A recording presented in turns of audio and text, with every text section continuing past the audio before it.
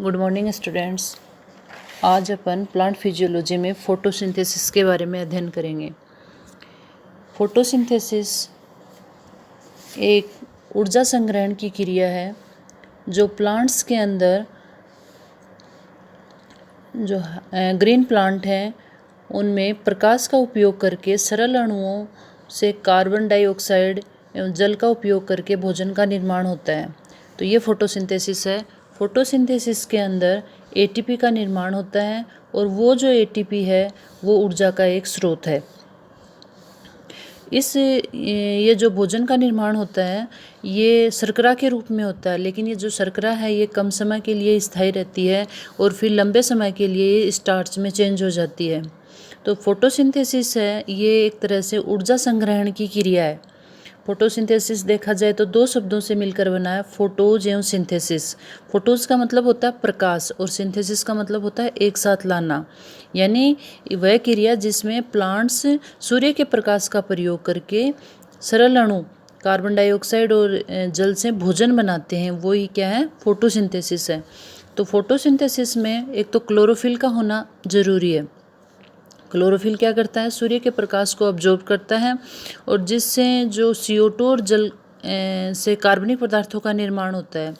तो इसकी जो एक आप लोगों को जैसा इसमें दिखाया गया है कि CO2 और जल, इसमें 6 अणु CO2 के और 12 अणु जल के सूर्य के प्रकाश की उपस्थिति में जो पर्णहरित है उसके अंदर एंजाइम्स की उपस्थिति में ग्लूकोज का निर्माण होता है और साथ में ही ऑक्सीजन उप उत्पाद के रूप में निकलता है और थोड़ा जल भी बनता है। जैसे 12 अणु अपन ने वाटर लिया तो 6 अणु अपन को वो प्राप्त हो जाते हैं। तो जो ये ऑक्सीजन है जो उप उत्पाद के रूप में यहाँ बनता है ये वायुमंडल में मुक्त हो जाती है। इस तरह से जो प्रकाश संश्लेषण की जो क्रिया है वो क्लोरोप्लास्ट में संपन्न होती है। अब ये है कि ये जो फोटोसिंथेसिस है इसका महत्व क्या है। तो अपनी पृथ्वी के ऊपर जो जीवन प्रकाश संश्लेषण के द्वारा ही प्रत्यक्ष और अप्रत्यक्ष रूप से निर्भर है। यानी कि अगर मान लो फोटोसिंथेसिस नहीं होगा तो डायरेक्ट और इनडायरेक्ट रूप से जीवन संभव नहीं है। तो जितना भी प्रकाश संश्लेषण में जैसे कि 170 मिलियन टन ड्राई मैटर है वो एक साल में अपन को प्राप्त होता है, तो उसका लगभग 90% भाग है वो समुद्रों से मिलता है। तो इस क्रिया के लिए ऑक्सीजन मुक्त होती है और वो ऑक्सीजन क्या करती है, वायुमंडल में जाके जो अपने वायुमंडल की जो CO2 है 0.03% उसकी मात्रा को भी कंट्रोल रखती है। तो इनडायरेक्टली ये वायुमंडल से भी संबंधित हो गया और भोजन का स्रोत है ही। इसके अलावा अगर देखा जाए तो इसके दो मेन फंक्शन हैं या दो महत्व हैं इसके। एक तो प्रोडक्शन ऑफ फूड मटेरियल, खाद्य पदार्थों का उत्पादन इसी से होता है। जैसा कि आप लोगों को बताया गया है कि फोटोसिंथेसिस के द्वारा कार्बोहाइड्रेट का निर्माण होता है, जैसे प्रोटीन, वसा और अन्य पदार्थों का निर्माण होता है। तो एक तरह से प्लांट्स के जो शरीर में उसके संगठन में काम आने वाले जितने भी खाद्य पदार्थ हैं वो सभी फोटोसिंथेसिस के द्वारा ही डायरेक्टली या इनडायरेक्टली रूप से बनते हैं। दूसरा एटमॉस्फेरिक कंट्रोल भी है इससे कि जैसे फोटोसिंथेसिस होगा, कार्बोहाइड्रेट प्रोटीन का निर्माण होगा, श्वसन क्रिया में उनका ऑक्सीकरण होता है और CO2 उत्पन्न होती है। इसके अलावा कोई जैसे वातावरण में ये जो कोयला, पेट्रोल, डीजल इनके जलने भी CO2 बनती है। ये CO2 प्लांट्स के द्वारा फोटोसिंथेसिस में उपयोग में ले ली जाती है और प्लांट्स हैं वो फोटोसिंथेसिस के द्वारा वापस ऑक्सीजन बनाते हैं जो वायुमंडल में आ जाती है। इस तरह से CO2 का कंट्रोल वायुमंडल और ऑक्सीजन अपने श्वसन के लिए भी, पौधों और जंतुओं के दोनों के लिए, श्वसन के लिए भी ज़रूरी है। तो मोटे रूप से अगर देखा जाए तो इनके दो महत्व हैं, एक तो प्रोडक्शन ऑफ फूड मटेरियल और एक है एटमॉस्फेरिक कंट्रोल। अब अपन इसकी हिस्ट्री के बारे में पढ़ेंगे कि फोटोसिंथेसिस की हिस्ट्री क्या। तो सबसे पहले अरस्तु और जो थियोफ्रेस्टस थे उन्होंने बताया कि जो प्लांट्स हैं वो मिट्टी से सभी पदार्थों को, चाहे वो कार्बनिक और अकार्बनिक को अवशोषित करते हैं।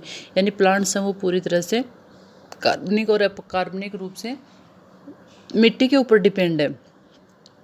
लेकिन धीरे धीरे जैसे जैसे विकास हुआ तो साइंटिस्ट ने मतलब ये पूरा सिद्ध कर दिया कि फोटोसिंथेसिस की क्या प्रोसेस है। जैसे स्टीफन हेल्स ने बताया कि वायु तथा प्रकाश की पादप पोषण में महत्ता को समझाया। आगे है जैसे प्रिस्टले है, जोसेफ प्रिस्टले ने, उन्होंने बताया कि ऑक्सीजन मुक्त होती है, ठीक है, कि प्लांट्स में जो प्रकाश संश्लेषण की क्रिया होती है उसके द्वारा ऑक्सीजन मुक्त होती है।